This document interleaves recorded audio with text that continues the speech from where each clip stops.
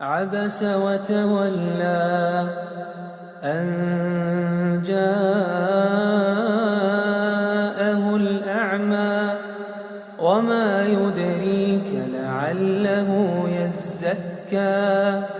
أو يذكر فتنفعه الذكرى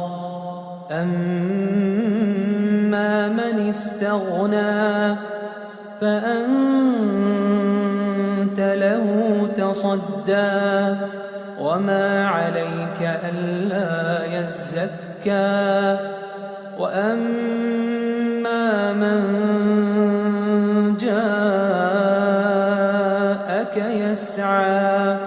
وهو يخشى فأنت عنه تلهى كلا إنها تذكرة فمن شاء ذكره في صحف